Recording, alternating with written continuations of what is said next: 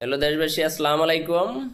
11 June রোজ শুক্রবার রাজধানী Mitford হাসপাতালের সামনে একটি বাঙালি ব্যবসায়ী, যার নাম সোহাগ সোহাগ করে নাম, বরগুনায় বাড়ি, তাকে নির্মমভাবে রাস্তার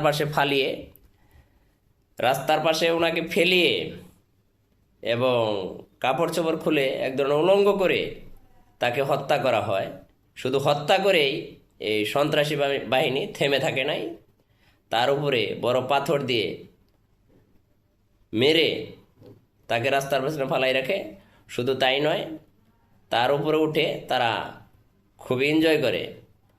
আমার প্রশ্ন হলো জাতির কাছে, যে ওইখানে শত শত লোক দাঁড়িয়েছিল, তারা দাঁড়িয়ে দাঁড়িয়ে এই যে তামসা যে দেখলো, এই তামসা তারা যে এখনও ঐক্যবদ্ধ হয়ে নিজস্ব হাতকে শক্তিশালী করে তারা প্রতিবাদ জানাইলো না, এটা জাতির কাছে, আমাদের কাছে খুবই লজ্জাজনক ঘটনা।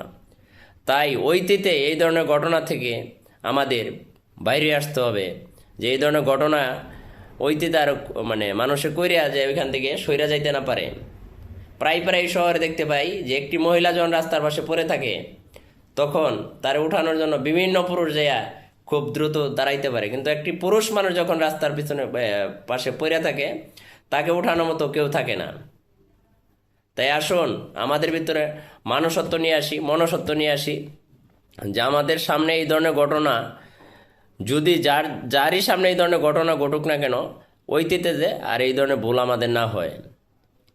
আপনার আমার একটি ভুলের কারণে পুরা একটি পরিবার আজকে কী অবস্থায় দাঁড়িয়েছে দেখেন। আপনারা খেয়াল করে, যে লোকটির পরিবারে 2টি মেয়ে, একটি ছেলে আমি নেটে দেখতে পারলাম, যাতে সেই পোলাপানগুলো এতিম হয়ে গেল। তো আপনারা যদি একটু সচেতন থাকতেন, তাহলে আজকে এই ধরনের বড় ধরনের দুর্ঘটনা থেকে কিছুটা হলেও মানুষ মুক্ত পাইত। তাই ভাই আসুন আমরা সকলেই একসাথে হয়ে এই ধরনের দুর্ঘটনা যেখানে ঘটুক না কেন, আমরা সকলেই ঐক্যবদ্ধ হব, অতীতে এই ধরনের ঘটনা না ঘটতে পারে, এই দিকে আমরা সুদৃষ্টি দিব।